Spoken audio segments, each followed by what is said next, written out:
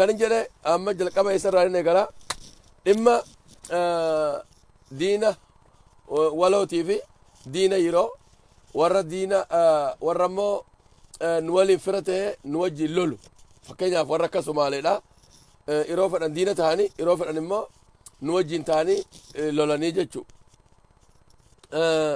ummata kana warra akka Affaarfaa jechuudha har'a guyyaan har'aa jechuudha gaafa sagalii jechuudha akka lakkoofsa faranjiitti aanaa baatee irratti kallattii afuriin humni addaa naannoo Affaar lola cimaa gaggeessaa oole aanaa baatee karaa garfaatiin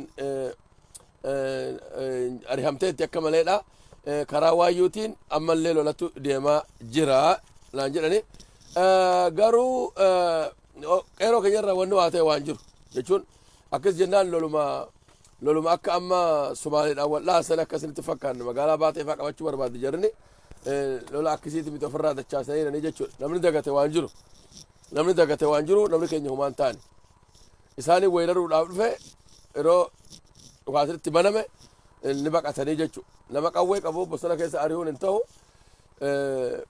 irraa dhaabbattee jechuudha qeeroon gaduma ariitee irraa dhaabbattee humna hin qabnu gaa humna nama dahannoo qabate dahannoo irraa buqqifnee ittiin lollu rasaasni jiru gabaabdumatti irrina diinagdee qabna nama lafa qabe tokko ijibbaata gootee qiyaafattee dhukaaftee kaafta malee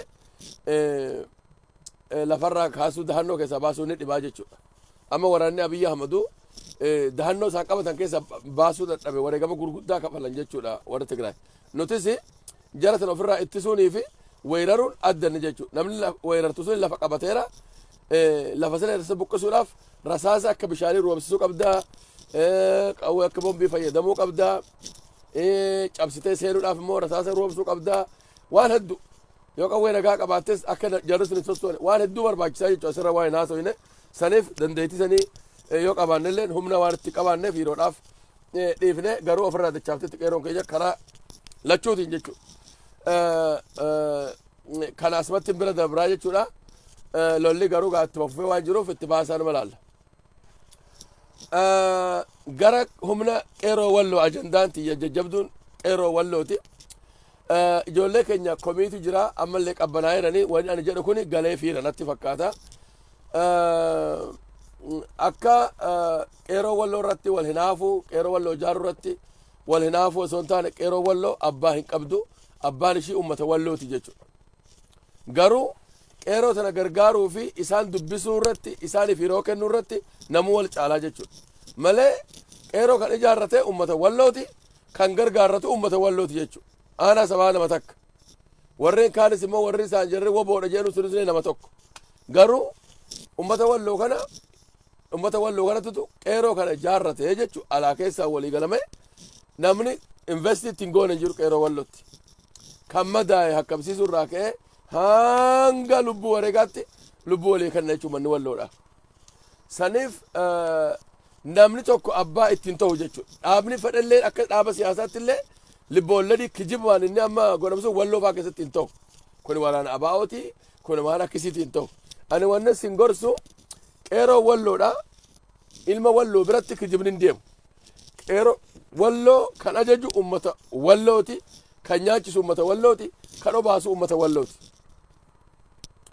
kanuma garuu istiraatijii isaaniif tumuudhaaf tarsimoo haala ittiin lolamuu fira yerootii fi agartee diina yeroo kan jedhamu jira hiriyaa yeroo bara dheeraa jira hiriyaa gabaabaa jira silaa hiriyaa gabaabaa anfarfaa hiriyaan qabanna turre jechuudha inuma nuti didde amaarinii fi anfariin hiriyaa wal qabatee jiranii yeroodhaa fi nuti nama tokkollee dhabne jechuudha kanaaf isuma tokko so'aahibni waan dhabneef waluma keenya jabaanneetuma qeeroo keenya jabeessinee diina nutti aggaammate kana akkaataatti ofirraa qolannuun istiraatijii walii keenya fuuldura tarkaanfachuudha jechuudha malee maqaa isaanii jijjiirree akka naannoo sanitti fira dhabnu godhuudhaaf akka namni dalagaa biraa dhiisee nutti deebi'u godhuudhaaf warri dalagu xiqqoo faallaadha jechuudha ani sinin gorsu jira bara booda maqaa keessan hin balleessedhan jira qarshii takkaa fi lama anin beekani garuu maqaa keessan hin balleessu sinin kabajaa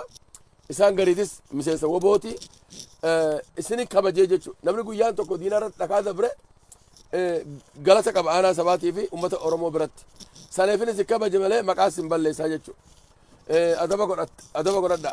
Qeeroo walloo warra akka aanaa sabaa nama dhibba qabdi jechuudha. Nama ishii gorsituu adda addaa ni qabanii jechuudha.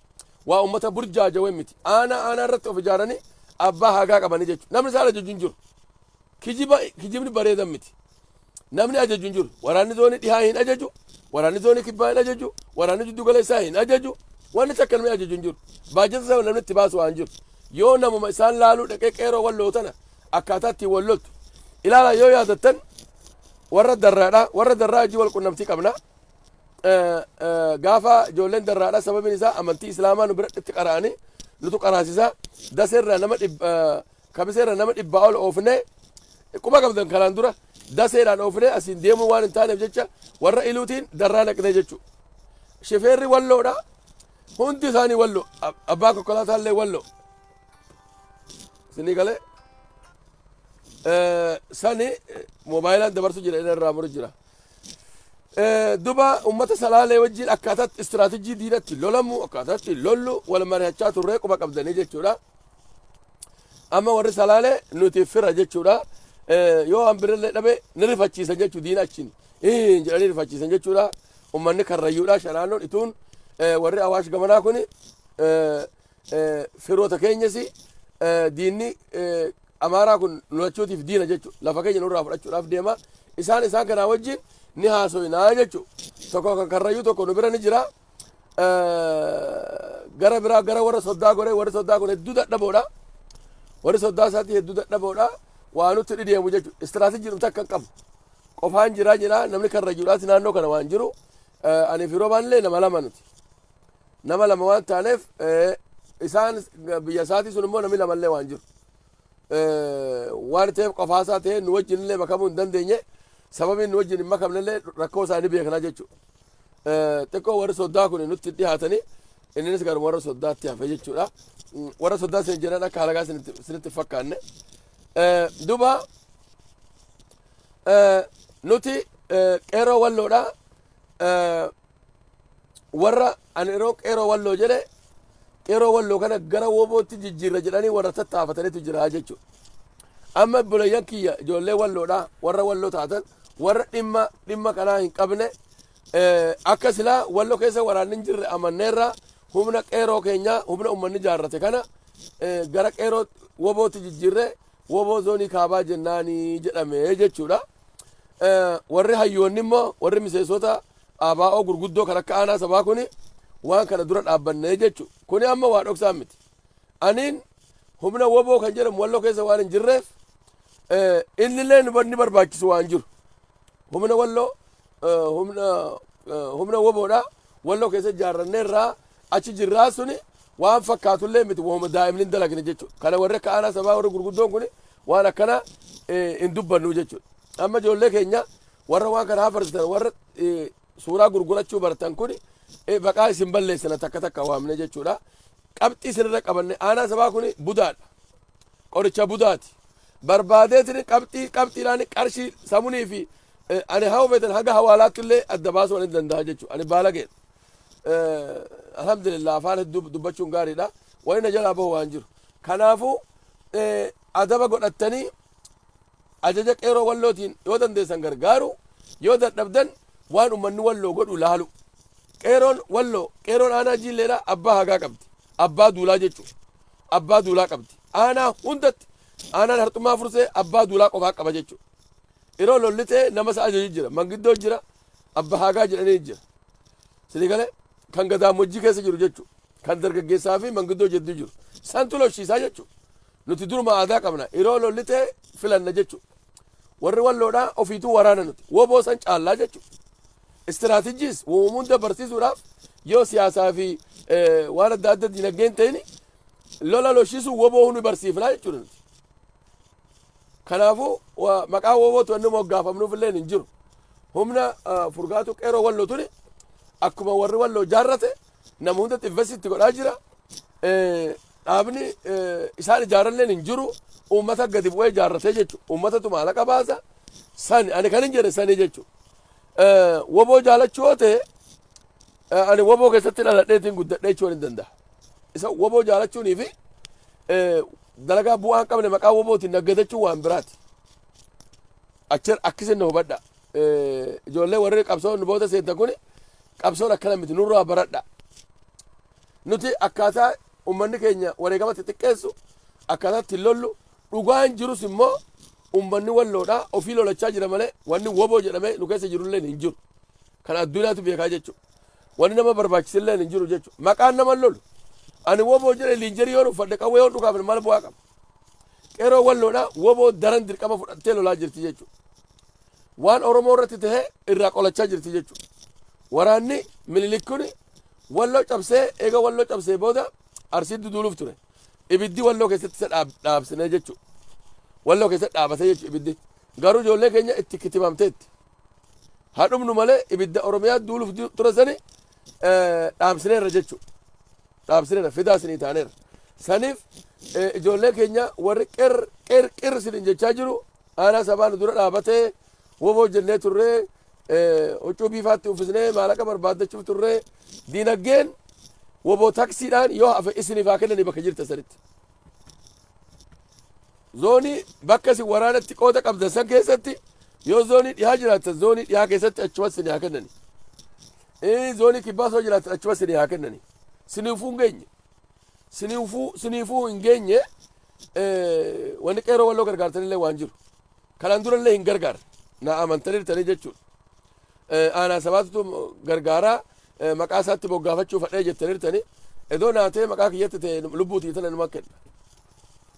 Garuu uummanni walloo natti hin dhiisu uummata jaarrate qeeroo walloo uummata jaarrate uummatatu qawwee bitaa uummatatu hidhannoo bitaa uummatatu akkamsiisa uummatatu nyaachisa uummatatu obaasa. Saniifuu harkuma'uu adda bilisummaa Oromoo warra amma wakazoonii kibbaa waka dhiiseeti aanumti sabaa kunuu kan halkanii guyyutti dhihaadhu karaan qabu jechuudha. Karaan isaan ajajuun hin qabu. Isaan of keessaa baasanii nama ajajan nama isaan ajaju akkuma aadaa Oromootti akka aadaa adda bilisummaa Oromoo sanitti hoggana of keessaa baasaniirani jechuudha. Hoggana isaanii san nu himaannaan nan didaniiran. Ani garuu milkaatu waaniin hubadhaa jechuudha. Aanaalee torban hoggana ni qabdi qofaa ishiitti. Kan waliigalaa ofii filataniiran. Seeruma abaa'ooti gaa of keessaa filatanii jechuudha. Saniif anin akkaataa yoo ni lolla jedhan hin lolinaa. Uniformiin uffannoo jedhan hin uffatinaa. Maaliif oonaan jedhan akkaataa isaa miidhama isaatii fi waan nu fayyadu fi san adda baasee himuu fi tarsimoo keenya himuu fi hidhannoo nuti qabnu himuu fi hidhannoo diinaa himuu fi kana isaan gargaaraa jechuudha. Ani kana isaan gargaara malee isaan ajajuu hin danda'u. Hedduu waan itti dhiyaadhuuf garuu namni maal na seera hinaaffaan badaadha. Miidiyaa dubbannaan yuutuubiidhaaf jettan.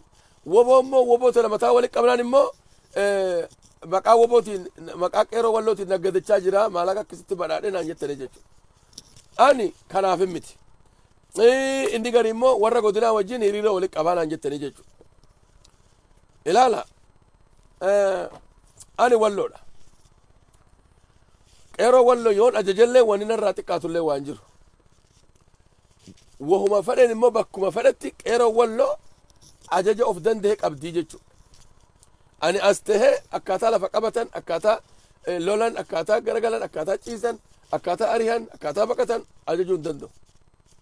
Garuu nama jajjaba isaan filatan sani anin nan kabajaaf jechuudha. Qeeroo walloo abaluu amannaa abaluu kan hedduu nu gargaara abalutti amannaa namni biraa nu gurgurataa yoo jedhan isa qeeroo walloo filatte sani anilleeni isa san jalatti hogganamaa jechuudha. Dalagaa yoo naa kenne isa jalatti hogganamee wajjin dalagaa jechuudha.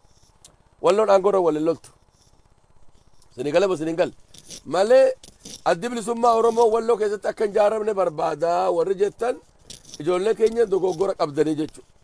Adda bilisummaa Oromoo walloo keessatti kan jaare ana. Jaarramee eenyu dhashee addi bilisummaa Oromoo qeeroo walloo tana dhashee jechuudha. Qeeroo wallootu dhalate. Kana adda bilisummaa Oromootu guddisa. Kaayoos, tarsimoos, biyyas ijoolleen teenya warra joogiraafii fi maal beekun miti. Yemereet kasar midirii immoo maal jedhan san waan walloo qabdu kan itti himu warra ka'anaa warra siyaasaa beekututu himaaf jechuudha. Lafti teenya lafa ishiin istiraatijii irra jirtu nu ol gaara jiru baha irraa kiiloomeetirii meeqa fagaanna lafti keenya kun bishaan qabdi moo hin qabdu akkaataa bishaan kun maddu akkaataa sanitti nu ol gaara gurguddaatu jira gaarri bishaan qaba jettanimi warra saayintistiidha gaara gurguddaatu jira gaara gurguddaa kana jala jirti jechuu Walloo keessaa godina akka biseetun gaaruma gurguddaa kana jala jirti amma fakkeenyaaf aanaan baateefaan garbawoo beetan bishaan garbaa suni garba gaarri amma arja'oo suni baharatu jiraa jedhan baharuma guddaa ilaa yoomal qiyaamaa kan hin dhumne jechu kanuma akka mormo guddaa kanatu jira morma achumaa madda dhiyoodha bishaan guddaa jechu gubbaa gaara san gubbaa haqii fi hardibboo jedhama gaara kana jala oromiyaan achirraa eegalti jechu magaalaa garbaarraa eegalti asumaa dhufteetu immoo aanuma baatee kara qilbaatti kara kaabaatti baharuma jiraa jedhan ammas amma achirraa dhugdi jedhan aanaan baateedha saniifuu isanii gadi immoo ammas bishaantu jira kara hundaan uumamaan akilal zaman yeroo ammatti jiru kana bishaantu qaaliidha jedhan bataroon irra bishaan namni jiraatu yoo oomishamte tarsimoon tuni bishaan qabdi namni keenya nagahaan jiraataa jechuudha akka lafa tanarraa uummanni keenya hin gadhiifne yoo asirratti duunee hafnee fi yoo immoo du'a dhiifne dheessine isa kamtu irra nu miidha hojjenne yoo lollee ofirraa ittifne lafa tanarratti hafne nu du'e ilmaaniitiif illee hafe seenaadhaaf illee bareedaa jechuudha lafa gaarii irratti rabbiin uume saniif uummanni addaa naannoo Afar magaalaa baatee tana jalatti kan lolaa jiru jechuudha tarsimoon tuni kiiloomeetirii hanga 200 taatu irratti lafti dawwee irraa kaasanii jechuudha dawwee bishaan borkanarraa kaafne hanga haraa dabarrutti jechuudha lafti kun akka gadi ciisaa gammoojjii kun akka jiru bishaan qabaa jechuudha loon itti horsiisuufis oomisha lafaatiifis woom hunda lafa bal'aa jechuudha lafa namni keessa irra quban lafa bal'aa lafa fuula duraaf itti fayyadamuuf ta'e sanirratti qeeroo Walloo lolaa jirti akka achirra lolan anni goona jechuudha gorsinaa jechuudha nuti anfaroonnis nama qabani lafa keenya kanarra lafa bareedaa haa gammoojjii haa ta'u malee lafa lat baharii san ni beetanii kutubulakkaloo ni beetanii as eeytaa jechuudha harisaallee ni beetanii jechuudha lafa bareedaa ni qaban lafa san dhiisni gadhisiisaa jira isaan jechuudha lafa dhiisni waan gadhisiiseef dirree lolaa waan ta'eef lafa ishii keenya tana nama laafaa irratti lafa barbaadanii jechuudha sanirra lolaa jirra wanni abaa'oo jedhee namni tokko bakka biraa taa'e ani abaa'oodha ani maali jedhee ijoolleen jolaa burjaajjeessuuf hin jiru ani qeeroo keenya dhaabadhaan isin jedha warri isin wajjin atakaaroo qabdan suni achumatti atakaaroo wal qaba aanaa sabaa jira atakaaroo wal hin qabina ani hiriyaa keessan miti nama sinirra guddaadha wahuma hundaa sinirra guddaadha jechuudha kanaafuu akka guddaan keessa sin ajajetti yoo deemtan irraa dandamattanii jechuudha nu diiguudhaaf diinaaf nu saaxiluudhaaf balaa hin argina dhimma lafa kanaa irratti warra dhalataan kabisee ta'e dhiisaati Gondaree wajjinis Tigree wajjinis takaraakkarree haasa'uuf ta'e jechuudha kirikiri kuni ani haasaween jira sinin jedhe jira dhoksine warra Amaaraa warra Abin warra Birhaanuu Naggaa sani wajjin illee haasaween jira dhimma Walloo irratti alaatis akkuma keenya nama qabanii waliin mari'anneerra jechuudha isaan ana fuudhanii onag alaamaa irratti waliin godhanii jechuudha onag irratti garuma onagitti achina dhahanii intaan warra Tigree wajjinis abaa'uudhuma jedhanii jechuudha kannaante gaar masmaamatti bafusuma aychaalam jedhan jechuudha saniif dhimma Walloo irratti yoo nu wajjin dhimma Walloo dalagdan yoo nu gargaartan dalaga haga ammaan tanaatti haga sadarkaa ammaan isin taasoo tanaatti walaa zoonii kibbaati walaa zoonii dhihaati walaa zoonii jiddigaleessaati yoo nuti gargaarre malee wani nu gargaaran hin jiru sababummaa wobootti jedhaman maal sababin isaa maqaan nama lola woboo sa caallee lolaa jirra miti nuti lolli yoom nurraa dhaabate lolaatuma jirra Walloo jennee loluu hin dandeenyu woboo malee kana wahuma lama ishiin jechuu abadan hin milkooytan warri woboodha nuti jettan sun hin milkooytani jechuu maaliif akka wobootti jennee jedhamteeti miti qeeroo Walloo kan jaarrate uummanni qeeroo Wallooti jedhanii jaarramanii jechuu isaan kana woboo jechuun hin dandeessu garuu woboon yoo kan diina lolu tahe isaan kunis diina waan lolaniif dalagaan isaanii tokkuma qeeroo Walloo yoo jedhan woboo wanni isaan jibban waan jiru woboon immoo qeeroo Walloo wanni jibbuuf waan jiru qeeroo Walloo kan bakka adda addaa jirtu woboo ni gargaaran jechuudha aanaan jalqabe woboo ni gargaara garuu kan Walloo keessa lolaa jiru kun woboo miti kun qeeroo Wallooti ajandumti qeeroo Wallootti woboo maqaa jijjiirruuf maali woboon nama ajaja fudhatu ilaala warri dogoggortanis ni hima woboo jechuun wallo keessaa kaati bobbaa gara harargeetti yoo jirani ni bobba'anii jechuudha dhugaa sirritti hima ni bobba'an jechuudha ni duunaa bishaan dheebu jira anfarii karaa jirti jinni waan jiru socho'u jalaa socho'u qeeroo walloo kana namni akkana godhee jostos jira naa himame ani kijibuun jaaladhu sadaqaan waan biraa garuu wanni ani isiniin jedhu warri gargaarsa barbaadan gargaarsa maqaa qeeroo wallootii fudhattan daran nuti isin gargaarraa jechuun bi'iznillah alhamdulillah yoo rakkoo guddaa qabaattan gofindimii siligoona raafii suudii kun ni qabbanaawa gofindimii siligoona isin gargaarraa jechuun yoo rakkoo diinagdee qabaattan diinara wajjii walii galtanii woboo jennee akka amaarinis federaalis nuti duulu goonaa yoo jettan bakki waan jiru qaawni hundi cufa qeeroo walloo dandamsuudhaaf ani warra godinaati wajjin dhiisaati aganyoota shaakarii wajjin ayin haasawaa jechuun qeeroo walloo bakka bu'eetin ani bar mootii wallooti qeeroo walloo dandamsuudhaaf jecha umar abdallaa akka summiin hin duune jecha dubbisan jiraan warra kaabinee duudi garuu isa dandamsuu hin danda'e dubbiseera har'as borus nan dubbisa kaabinee miti aganyoota shaakarillee nin dubbisa yoo abiyyis nama na godhee na gaafateen illee nin dubbisaa jechuudha dhimma ummata wallootii fi dhimma qeeroo walloo irratti eenyuu gadillee hin jirru nuti yoo hoggona teesi hoggoloota keessan kanaa ol hoggonaa turre nutis sirgalee gaafa sana araattenyaa kifilii qaraanii aanaa sabaa hoggona maqaa ilaala warra walloo namni nama ofii yaagar lij yeqix ikakanaw jedha amaarri yaagar lij yeqix ikakanaw jedha sirgalee naannoo godinaa booranaa kana gaafa nuti abaa'oo turre miseesi abaa'ootu achi hin jiru yoo dhugaa sirritti hima miseesumti abaa'ootu achi hin jiru jechuudha woboos maalis kaayoos qabsoos ummata kana dura beeknaa jechuudha sirgalee isaa kana dura beeka isaan warra dhihaatis warra wallaggaa warra marroofaa isaan dura qabsoo beeknaa jechuudha sababuun mumti isaanii nu sodaachiftanii illee hin jiru sababiin isaan irratti rarraanuuf illee hin jiru nuti baha keessa qubanna keessaatu warra shanyii mootii warra mamlakaati warra wallooti nuti akka itti lollu ofumaa beekna jechuudha yoo isinitti dhannes jedduu keenya diinatu jira uumata akka isinii gochuu hin dandeenyu wahumaa nu godhuu hin dandeessan yoo of sobuu ta'e malee ani ummata walloo hin sobu jechuudha silaa isintu walloo bilisoomsa ture nuti teenyeetuma ezoon du'in nama du'e fakkaanne amaariyoo nu gaafates ishi tigreenoo nu gaafates ishi jenneetuma akka namni hin duune saba xiqqaa waan taaneef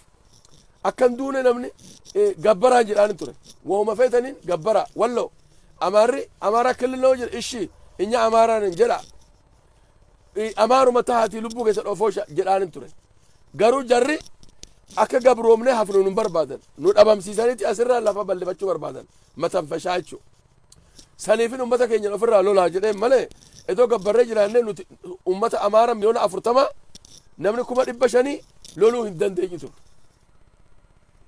sinigala moo sinigal ummata miliyoona 40 jechuu kanaaf akkisin nu laalaa jechuu akkisin nu beeka warri walloo taatanii immoo achitti hudduu keessan wanni jala rarraaftan kun akkana miti aanaa sabaa akka keessan kana oromiyaa keessatti qabsooneerra nuti gaafa oromiyaa keessatti turres Sayid Diimaa faa Yaseed Duwwaa faa ijoollee warra nu wajji qabsaa'e ijoollee gaafa baha turres ilaala ani mootii wallootiin harregeedhaaf deerufe gara walloodha mootii walloo warra ceeffiidha namuun dabbeeka mootii achitti argeetinin asitti hin dhiisu jedheetin fidee gala jechuudha ani wallootiin jijjiiramemi yeroo walloo jijjiirame nama kana kaafadheen deeme jechuudha mootiin naa wajjin deemuu qabaan jedheen nabsiyyaa qabaachuu qabdan walloo nama keessaniif nabsiyyaa qabaachuu qabdan ani mootii gaafatan hin beeka inni na beeka ani waan beeku inni jabuutiirra dhufe jechuudha boorra isaatti na laaltaa jedheen maal laalta boo jedheen natti deebee na laallan namichi kun na dhoof deema aleetin maal laalta jedheen nuti kaadiree miti nu ajjeesanii agarte na laalta jennaan si beekuu barbaadee naan jedhe maalati warra isaatti walloo fakkaatti jedhe gurbaa sun wamaa adaraakaan walloo fakkaata dubanni magaala dheeraadha ati nama eessaati ba'o jennaan walloodha naan jedhe nan rifadhe jechuudha walloodha mootii walloo namuu hunda beeka dhabbisaa haara namu amma jabuutii du'e jennaani ajajaa guddaa jira ajajaa guddaa tokko wajjin jira mucaani ajajaa san eegaa kottuun jedhan jechuudha maaliif akka warri walloo nafsiyyaa qabaattaniifinin keeniyaa teessee yookaan immoo sudaan teessee maqaa wallootiin maala kana awwalaa jechuurra namni kan kee hammuu du'e si dhagahamuu qaba dheetinin sini dhagahamuu qaba qabsaa'onni oromiyaa keessa deemtanii hudduu keessan lolloltan kun akka qabsaa'aa tan kan godhatina sini galee nafsiyyaa waan namni namaa godhu siniimu jira amma gurbaa ajajaa ajji wallollee ajajaan qawwee shugguxii nyaachifatinatti dachiin garagaltee ani waan hin jedhe waa sinin himu namni naa himu gaasisanii achiiti mootii kiyya qabadheen deeme jechuudha abadan mucaa kun asitti lafuun jedheen dachii tana garagala malee fudhadheetini walloo dhufe ana na ajjabaan jedheen ana na eegaan jedheen maal siisi eegan miti sini galee akkis amma ani waan seenaa kiyya haasoo barbaadeeti miti nafsiyyaa qabaachuu qabdan yeroo walloo keessatti namni takka du'e sini dhagahamuu qaba sini dhagahamuu qaba namni walloo yoo du'e sini dhagahamuu qaba kanaafin ani kanis sin gorsu malee si jibbeellee miti esoo woboon hin jiraatin woboo jira jettee yoo namni kee cafaqame wanni isaa gootullee waan jiru ati garuu maalaqni hawwalamte si bira buuti ati itti bashannantaa yoo bultii qabaattellee bultii kee uufatta qeeroo warra akka amamata afaan nurraa du'anii jechuudha hin qabsaan ni du'a garuu waan hin taaneen du'uu qaban jechuudha waan hin taaneen du'uu qaban seenaa irratti du'uu qaban jechuudha akka kanatti jahanillee nama jalaa bada nuti qeeroo keenya akkam baktooyne gooneerra akkaataa hadiisa gaafannee akka amantii keenyaatti namni lafa ofirra du'e namni ganda isaa kanarratti du'e jannatal firdoosii seenaa san wanni jenne shaadaa qabattee ijoollee keenya waduu ishii dhaattee imaama ishii ra'iisa ishii wajjin gara qabsoo deemti jechuudha galuun barbaadan achi shahiiduu malee akkisin looshisaa jirraa nutti bocoroorra qinaa qumtaa kaattanii akka ingilizitti nurraa dhaabadha nuti kaayoo qabnaa kaayoo keenya hin balleessitanii gufuu nutti ni ta'ina edoo balleessuu beekanii barbaadani kaabilee wajjin waliigaluu immoo isintu irra nurra waliigaleera ani hima walloon hin baarak jedhee malee waan hedduu himuu hin danda'an inni galee waan hedduu himuu hin danda'an isa aanaa sabaa qabxiidhaan jala qoradhaati narra gahaatii na saaxila ani garuu sinirra qaqqabeen jira sinin saaxila ofeeta kana dhimma qeeroo walloodhaa aanaa sabaafaatii fi warra aanaa faa fakkaataniif dhiisa nutu irraa haasaa akkaatatti haasaa nutu beeka yoo onnee qabaattan feesbuuk irra dhiyeessuu miti seenaa keessan mee qeeroo isin haa dubbattu maallaqumaan bitadhaati isaan haala akkami jirtan ijoollee keessan akkami manni diigame akkisi miti waan ati goote himi gaafadhu amma ani waan isaan gaafadhe namni nu gargaaran jiru oo jedhan maal jechuuf deemtamme OMN warra wasa qurqursan gaafattee maal jedhan ani gargaarsi hin kennamne akka hafen jennee fi malee gargaarsi namni kenne waan jiru gargaarsi alarraa guurrame kun duudi qeeroo keenya gahaan jiru kiiloo 25 waan an dheengadda haaseewasani OMN ni dhaggeeffadha har'a ilaalaga aanaa sabaa jechuun isa akkanaaf jechuudha amma ani nugusummaan natti qaatti wallo wohuman ani haaseewasani OMN ni narra gaafattee jechuudha ni gala wohuman ani haaseewasani tahuu mallee of eegaa akka gaariitti of eegdanii yoo dalagdan wanni hundi ni bareedaa jechuudha qeeroo keenya sana qusachuu qabna diinaaf isaan saaxiluu hin qabnu sini galee wanni narratti kufe anin deebi'aa obsa maraataa kun akkuma fedha haasaammi sini gala moo sini gal dandamseen jira kanaaf bakka qeeroo keenyaa sani sanirra nu dhiisa yoo dhimma diinagdee qabaattan rakkinni waan hin taane qabu namni maallaqa jaalatu badda isin gargaarra qaalno isin gargaarra ani ofii kiyyaa waan qabu akkuma Faaziyaa Ahmad baantu fixadhan jira nama biraarraa afaan kiyya kuni alhamdulillah rabbiin na eebbiseera jechuudha ani waan hin jedhe ummata oromoo irraa dhabee hin beeku warra walloo irraa dhisaati oromiyaa warra guddoo irraa yoo abba walloon akkana rakkattee yoo jedhan wallahi aanaa jedhe namni natti hin darbataa jechuudha telefoonuma nuu kenni jedhan hunda yeroo rakkadhe namnuma beekaa jechuudha asirratti na beeku fuulli kiyya kun akka malee gurraachooma gaafa dhaare namoonni rifataa jechuudha warri oromoo qulqulluu ta'e ni rifata saniif qabsaa'onni keenya hin burjaajeyinaati nulleen hin burjaajeysina nuti qeeroo walloo jennee lolanna diina keenya ofirra diinni tu lolullee diinuma lama humna addaa anfarii fi humna addaa amaaraa lollaa jechuudha amma sadeessaa humna addaa tigraay ilaala amma kana yommuu isin jedhe waan biraa isin fakkaata humna sadii loluuf teenya amma humna addaa tigraay humna addaa amaaraa humna addaa anfariidha walloo dandabsuudhaaf kana hunda loluun dirqama ta'a jechuudha oromiyaan haga dhufanii mana keessatti mana irra gubanitti oromiyaan cabsitee loltee waan hin bilisoomsitu akka agarre kanatti amma woboon amma jiru kunis wallagga irraa ka'ee finfinnee seenuudhaaf warri finfinnee jiru kunis humna kamiin cabsanii dafanii finfinnee seenanii mootummaa garagalchanii hafuuraan fudhatan wanni akkasii waan jiru sinigala moo sinigal waan hedduu laala warri walloodha garuu miidiyaa irra baatanii kijiba nurraa dhiisa warri waa'ee qabsoon beeku wahuma beektana zoo dalagdanii gaarii namni miidiyaa irra bee haasa'u nama waa'ee qabsoo beeku ta'uu qabaa jechuudha amma isa oromiyaa kana laala namni guyyuma tokko adda bilisummaa oromoo hin dhageenye Itoophiyaanistii duudii iskoolaarshiipii ala sana baatee waa'ee qabsoo oromoo talattantii jechuudha waa'ee qabsoo oromoo san qabsoon akkuma kanatti fakkaata laa qabsoon namni si jalaa wareegame bu'aa bahii hedduu baatee jalla qabsoos jala akka malee taasisan san yaadataa jechuudha ati bashannana iskoolaarshiipiidha amaara si ergate biyya alaati hiroonni kakkee amaarota jaartiin dantee amaaraa ati akka uffata bashannantaa waa'ee qabsoodhaa si gaafatanii jechuudha maqaan kankee doktora maqaan kankee profeesar maqaan kankee ati immoo maali qaraatetti jechuudha ati wanni ni haasoitu qaraate sana haasoftaa ati wanni dubbifte waa'ee Awurooppaa dubbifte ta'a waa'ee seenaa Awurooppaadha riserchii dalagde ta'a yookaan immoo waa'ee seenaa lafaa dalagde ta'a uumama lafaa yookaan immoo waa'ee mukaa baratte ta'a dubbiin kuni waa'ee oromiyaatii fi waa'ee bilisummaatii fi waa'ee gabrummaati waa walitti hin deemu yaa oromoo sinigale nuti akka warra oromiyaa kana ta'uu qabnu qeeroo keenya sinin kadhadhaati akka oromiyaa kana gadi of hin deebisinaa isin nama gurguddoodha dhiiroo isin walloodha isin warra nugusaati mamlakaa jechuudha akka ingilizitti ilaallabti bara walloon tun akka biyya ingiliz tana kabajamuu qabnaa bara nuti mootii Itoophiyaadha mootii Habashaa immeeyyee Minilikii intala gabbarsiise ali walloodha qalataa itti ammanam jennaan lijeen isa xaalloo jedhan jechuudha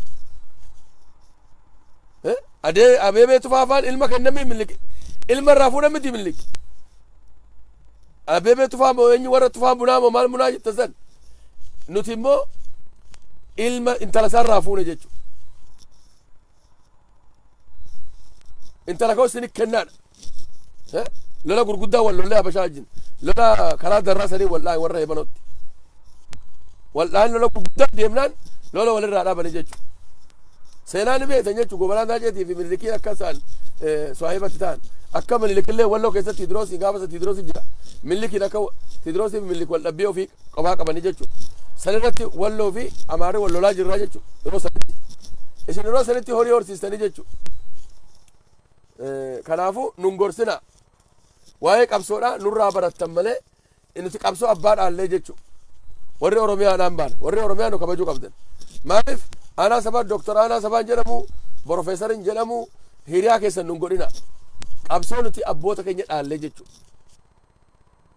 nu wajjin kabajaanoo nutti taasisan nu haasa'u kanaan alatti bubu'aa keenya bal'aa keenya nuti barbaaddanii maqaa nun balleessina maqaa walloolleen balleessina nulleen hin diigina wannan isin jedhu nulleen hin diigina nuti nama biraa dhiisiiti warra aktivistoota keessan beekamoo hin kabajne jechuudha dhimma walloo irratti aan iddaraaddiram sinin jedhaati ummata keenya qeeroo walloo walii galleerraa warri gargaarsa feetan nu gaafadhaa jenneerra isin gargaarraa adaba godha walii galle jechuudha amma akka wallootti qeeroo keenya hammoo haalli kun qabbanni dhufe walit deebineeti akkaataa qeeroo keenya tana marraa tokko gargaarru goonaa waan irraa irratti guuttannaa jechuudha amma garuu raafii suudii kun ni dhaabbata waa'ee diinagdeetti caa raafiin Suudii kuni diinagdee wallooji walirra rarraa wanni kuni abbaan waan kana dalage sababa Itoophiyaanii fi Ijiptiin wallolaniif sababa bishaan mormoritti raafii kana qabamaa ture sinii himeen jira duraan kanaan dura sinii himeen jira in dhaabata wanni kuni of eeggadhoo godhaatti in dhaabataa sineen jedheen jira amma ni dhaabataa jechuudha kanaan booda ni dhaabata Masriinii fi Suudiin faan bishaan mormor kanarratti Suudiin bishaan mormor kanaan jiraatti ofii isheetiitu re'ee Suudiidhaan midhaan nyaata re'ee Suudiidhaan midhaan nyaata gaalli Suudii midhaan nyaata hoolaa Suudii midhaan nyaata midhaan sun eessaa dhufaa Ijipti irraa dhufaa jechuudha Ijipti kan ofii nyaattu osoo hin taane kan gurguratu santu galii ishiiti nama irraa bitatu keessaa tokkoffaan Suudiidha jechuudha ikoonomiin isaanii walitti dhaabata sababa kanatti Suudiin Masriin Abiyyi kana jilbiifachiisuuf jecha badii nuti dalagneen ummanni keenya badii Abiyyi Ahmadiin ummanni keenya miidhamaa jira jechuudha kanaafin of eeggannee sirbuu qabna jedhe hammuu wanni kun ni dhaabata amma namni qabamee ni gala suuta deebina gara Suudiiti qeeroo keenya jabeeffannaa jechuudha qeeroo keenya gaafa jabeeffanne booda Tigireen namumti fedhe makalaakaan Itoophiyaatu esoo qeeroo walloo hin hayyamin nu keessa deemuu hin danda'ani jechuudha sababiin isaa lolli akka nu keessatti ta'uu hin barbaannu dubartiin keenya ijoolleen keenya akka lola dhagahan hin feenu jechuudha sini galee akka manni ragguwatu hin feenu nama dhufee gandan nu lole jihaada waan ta'eef daangaa keenya nama nu cabse akkuma Anfariin lollu akkuma Amaaraan lollu kana inuma lollaa jechuudha sini galee masin hin galle diinagdee lafti nuti irra jirru lafa diinagdeedhaati horii yoo horsiistani taha yoo qottani taha yoo hoolaa horsiistani taha re'ee horsiistani taha looniif illee ni taha gaalaaf illee ni taha jechuudha lafti akkanaa kun hin argamu ikoonomii kanaaf Anfariin nu lolaa jirti jechuudha ikoonomii kanaaf nu lolaa jirti Anfariin lammata saba akka Amaaraatti waan oomishte kana gurgurachuudhaaf waan amma wanti oomishanne amma aseetaatti naannoo Afar gammoojjii Jabuutii daangaa Jabuutii irratti yoo oomishan kiiloomeetirii 300 yoo deeme konkolaataan tokko fe'ee kisaaraa guddaa jechuudha aanaa baatetti immoo yoo nuti waan tokko oomishne Finfinneetti yoo gurguranne Daseetti yoo gurgurre Komboshatti yoo gurgurre biyyi jiddu galeessaa kuni oomisha qabu dafee namni keenya in kutaa jechuudha jimaa qofa miti kuduraadhumaa fi muduraa yoo annanumallee yoo horsiistee Saawum Ameerikaa kan horsiistee yoo kan annanuma gurgurtu ta'e akka faafrikaatti jechuudha wanni nama barbaachisu profeesaruma nama barbaachisu saniif istiraatejii diinagdee akkasitti oomishuu dandeenya jechuudha kan qonna qote qonna qota kan qonna hin qonne immoo maal godhaa namni qonna horii horsiisa namni immoo horii hin horsiisne re'ee horsiisa namni re'een horsiisa amma baate siimeen jira bisaajeri natti bilbilin jedhee dheengadallee siimeen jira kanaaf nan jaalattu nama hin jaalannetti maal gochuu bilbilta yaada maalii kanatti lola jira loli dhagaheen jira lola ofirraa lolaa jennee sin dadhabne kanatu jira jechuudha ikoonomii rakkoo ikoonomiidha hegereen Oromiyaatti fuula durri isaa walloodha rakkoo ikoonomii hin qabnu jechuudha matanfashaan suni diida caffaati Anfariin gara gammoojjii kana fudhatti diida caffaa san immoo Amaarri fudhataa jechuudha Amaarri ikoonomii saniif jecha waan nu loluuf jecha dirqama hidhanne lafa caffaa san eeguu qabnaa jechuudha taagaay aluwwaani biyyi itti dhalate qoriidha bakki inni itti wareegame isa wareegame bakka inni itti akeekesan hin jedhaa jechuudha yoo gandatti wareegame illeen aluwwaan badiin inni itti badii dalagde lafti diida caffaa suni Alaamuddinii fi jinni Amaaraaf kennamuu qabu ummata wallootiif kennamuu qabaa jedhaniiti aluwwaa faan wareegamanii jechuudha Adam Aliifaan kun seera isaaniiti jechuudha ilaala dhiirti feete lafti kun ummata kiyyaaf haa ta'u jedhee wareegame suni hin jiru akka qabsootti ilaalina akka qotee bulaatti miseensa waraana bilisummaa Oromooti miti qeeroodha inni jechuudha sinigal lafti kun ummata keenyaaf kennamuu qabaa jedheeti ummata caffaa kana akka ummanni kun lafa isaa hin dhabne saniif lubbuu ofii fidaa ta'eef jechuudha sinigal nuti immoo dhiiga aluwwaa suni bilaashitti akkasumatti dhangala'ee hafuun qabu jechuudha qabsoo inni itti warratti wareegaman san fiixaan baasuu danda'uu qabna aluwwaa faatiif fiixaan baasuu jechuun ummanni wallo ummanni cafaadhaan lafa isaa san irratti abbaa biyyummaa isaa mirkaneessuudha jechuudha. Nuti kan dalaguu qabnu malee woboodha isaanii kaakeetti uffisnee kottaa asitti jeesaa waan jennu jechuudha. Isin galee isin galle humna qeeroo woboo goone akkasi ikoonomiin karaa saniin argannaa jechuudha. Rakkoo ikoonomii waan qabu wallo fuula duraaf inni jiraannaa akka gaariitti jiraannaa jechuudha. Inni biraa ilaala inni biraa Oromiyaadha. Oromiyaan waan adda addaa dhaggeeffachaa oole Oromiyaan amma Wallagginii fi Matakkalfaan walitti daangaadha walitti dhiyaatan miti. Yoo akka woboon ta'in yoo akka woboodhaa humna hidhatan ta'in humni hawaasni Wallaggaadha mormor gama cehee duudhaan mormor gama cehee doonii tolfatee gama cehee ummata mancaasan gargaaruu hin dandeenye jechuudha. Uummanti mancaatu akka Karrayyuutii fi akkuma Karrayyuu fi nuti jeddullee Amaara seeneera. Anfarii fi Amaarri muraniirani. Garuu inni suni jedduu bishaan mormor malee namni mura waan jiru. Warri Wallaggaa suni nama ta'ee dammaqee qawwee tos eeboo qabatee ummata Matakkalsan dandamsuu hin dandeenye jechuudha. Ilaala yaa ummata Walloo. Ani wanni kana isin haasa'uuf uummanni Wallaggaa laafataa jedheeti miti. Namni dhufee nu gargaaru waan jiruudhaan namni Matakkal hin gargaarre gama sachee Walloon gargaaru. Amma Booranni akkisi dhumaa ture miti. Booranni isaa akkisi dhumu sun Arsiin gama bahee Boorana waan gargaarre jechuudha. Gujii hin gargaarre jechuudha. Guyya tokkottu gaala 1,000 fuudhame Gujiirra. Arsiin hin dirmanneef jechuudha.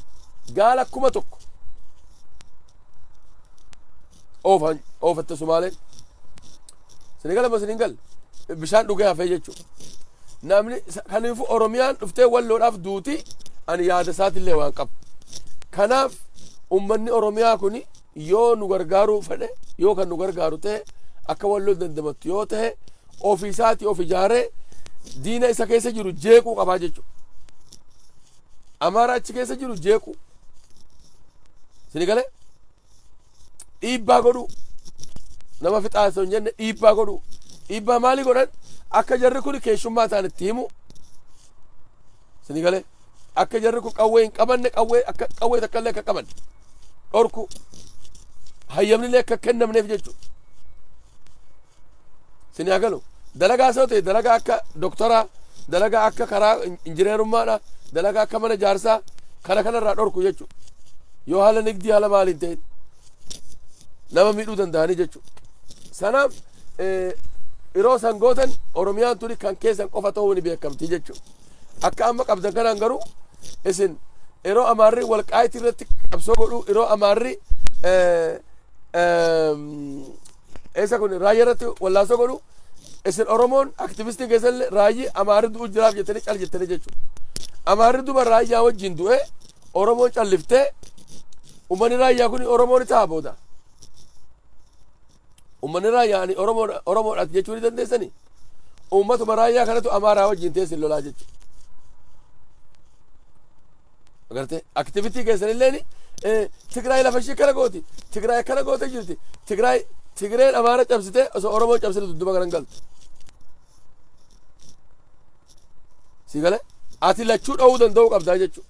Amaaras Tigrees cabsuu danda'uu qabdaa jechuudha. Si galee humna akkisii qabaachuu qabnaa jechuudha.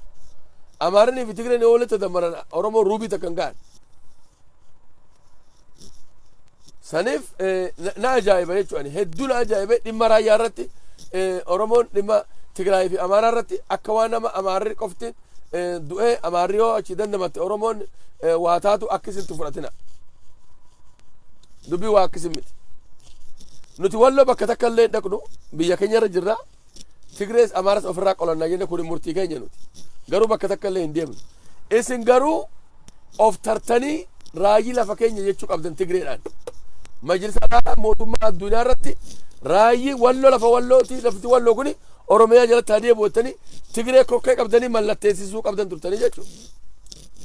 Aktivistoonni keenya Alulaa Salamoofaa jina haasofitanii waa'ee dhimma raayyaa isinii kaasu waan dhageenya. Anaanillee dhimma raayyaa akka kaafillaan jettaniirtan ani garuu itti kaaseen jira. Akkuma isin Tigree walquma qaban illee walquma qaba. Isaan akka biraa barbaadanii ani immoo itti dhooseen jira jechuudha. isin isa walqaayitu waan beeku dhimma walloo irratti walii galuu hin dandeenyu jedheen jechuudha. Isin lollaa jedheen itti himan jira. Tigreen jagnaatii nama hunda lafarraa boqoqqifteetuma Finfinnee seentii jettanii yoo eegdanii raattan kuni abjuudha. Inuma wal'aama akkuma walloon amma jiraatu kan Amaaraan walloo inni nama jiraanna. Affarii walloo inni nama jiraanna. Amaaranii fi Tigreenis akkuma kan wal fixaa hammuu quufan walirraa deebi'aa hammuu qawwee nyaatan immoo walitti deebi'aa wal dhaati akkuma kana jiraachuuf ta'an jechuudha. Malee Tigreen mootummaa biyya Amaaraa kana waan cabsitu. Amma dubbiin gaafa duraanii Mingistuu Hayilamaariyaam mootummaa. Namni in politikaan ammaa namuu ganda galeera jechuudha. Ganda isaarra namni eessa deema? Ganda isaarra eessa deema? Yoo Oromoon ta'e namuu ganda galee hidhateera jechuudha. Waluma dhohitaa jechuudha. Tigreenii fi Amaara waluma dha. Ilaala Amaara akka nuti tuffannu kana Tigreen waan tuffattu. Sini galee uummanni wal dhaha jechuudha. Ani waan inni qeeqaa jiru Oromoon siyaasaan Oromoodha siyaasaa bu'aan qabne ta'eera dhimma raayyaa irratti Tigraay wajjin haasawa. Aktivistoonni keenya haasawa. Itti himaa isaan jechuudha. Amma isin eenyutu isinii hayyameeti rifarandamii kamiin hayyamame raayyaa murattanii jedhaani. Gaafadhaa qaanyiin qabu. Kun Tigreeji wal gargaaruuf wal gargaaruu dhabu miti. Sinitti hafu wallaahi. Wallaahi aktivistoonni keenya warri Tigreeji haasoftan kun yoo sinitti hafee wayyaa jechuudha. Isin Tigree ta'uu mannaa Tigreetu Oromoo ta'uu qaba ture jechuudha. Sini galee Tigreetutu Oromoo ta'uu qaba. Isin Tigreedhaan raayyaan mareet liqaquu jedhaani. Amaara Oromoon ni gadhisiifti. Akkis yoo haasoftan maal qaba? Amaaraan amma nuti calum jennee hin lollu raayyaa lafa Oromoo waan ta'eef warra tajaajilan Oromoo ስለሆነ raayyaan hin nyaannaa sila qaqaallanoo jettan. Walloo kan Amaaraa kan godhe Tigreedha malee Amaara miti. Oromoon maaliif walloon gaafanne? Walloo yoo gaafatan raayyaa gaafachuu sin hin dhibu. Maaliirraa miliqxi Oromoon Opiidiyoonis warri qabsaa'ota jedhamu kunis walloon Oromiyaa ta'u maalii miliqxamme? Seenuma jimjimoo faatiin jalqabaati. Warri xiqqaa kanas jalqabaati. Profeesaroota gurguddaa jalqabaati. Walloon Oromoodhuma afaanumaan jettan malee jara Habashaa bira dhaqxanii walloon Oromoo jettanii hin beektan. Sini interview godhamu ummata wallooti kuni ummanni walloo akkana ta'e jettanii dubbattan jechuudha. Amaaraa kilil nuun jettan. Amaarri immoo walqaayitii nurraa fudhatameera raayii nurraa fudhatamee biyya keenya jedhee jechuudha. Isin maan dubbanne? Maan dubbanne? Silaa Amaarri waa sin lolu eegatee maaf hin dubbanne sin? Walla Oromiyaa jala deebuu wulatu kahone walla Oromiyaa jala deebuu qaba maan jenneen jechuudha. Ni galee? Silaa akkasii jettanii gaariidha. Kun kana fakkaata warri Oromiyaadha kanatu sinirraa irrateera. Hanga walloon biyya keenya hin jedhinitti sodaattanii lakki booda himannaa namni naan jedhe laakiin maaliif raayyaa kana dubbachuu dhabdanii jennaan booda dubbanna jedheetiin ni jedhe. Sini hagalu. Booda dubbanna jedheetiin ni ammoo dubbanna Tigree nu gargaartu nu waljinillee hin taatu. Yoo akka tasaa gaafatamtee nama nagaata akkasii naan jedhagaa atiin waa'ee dhimma raayyaa yoo isaasitti kaasin itti kaasanii naan jedha. Ani immoo itti kaasega maallatti kaasanii immoo walumatti kaafne jechuudha. Dhimma abaa'ootii fi dhimma baqqalee faa kaafne kaafnaan abaa'oo wajjin waa waliin gallu nuti jedhe jechuudha. Warri walloo walumaa galatti anumaan jalqabiiti abaa'oodha. Yoo jaraa walii galte ani waa jaraa wajjin hin jiru jara barbaadi jara dubbisiin jedhan jechuudha. Ma'a salaama. Maali abaa'oon raayyaa kaartaan abaa'oo sun raayyaa qabdiga. Inni baqatanii jechuudha. Hiika biraan qabu. Isaan lafa barbaadu. Tigree lafa barbaadu. Oromoo lafa barbaadnu. Yoo isin lafa wallaggaa bal'aa qabaattan yoo lafa Booranaa Gujiin bal'aan jiraate nutiif warra wallootiif lafa nu matafashaa nuun gootanii. Warri keessan asitti dhalanne nuti biyya sana gadhiisuu barbaannu. Nu wajjin taatanii loltanii lafa kana qulqulleessanii raayyaa keenya fuutanii raayyaa waraana keenya daangaa Tigraay irra dhaabnaa jechuudha. Saniin booda uummanni keessan hafuura fudhanne nuti baga Oromoo irraa dhalanne warqii hizbii jenna jechuudha. Isin walloo achi dhiittan, jaarsoo achi dhiittan, cinaaksan jechuudha. Mooyyalee achi dhiittan, wallagas dambidooloo fa mandii fa achi dhiittanii jechuudha Beenishaangulii kennitan. Eessa bilisoomsan Finfinnee Amaara waliin lollu Amaarinni muufata Amaaratti hedduu hizbi qotaraa kamtu lakkaa'ee Amaaratti hedduu ta'e namni afaan Amaaraa dubbatu hedduun Amaara miti. Finfinnee keessa Guraageen hin jiru Walloon hin jirtu gaafa Walloon Oromoo ta'e Finfinnee guutuu Oromoo ta'a jechuudha. Maaliif irra caalaa namni Finfinnee isa qubate nama Gojjaa fi Gondar irra nama Wallooti. Dhugaa walitti dubbachuudhaaf nama Walloo hedduu Finfinnee keessatti.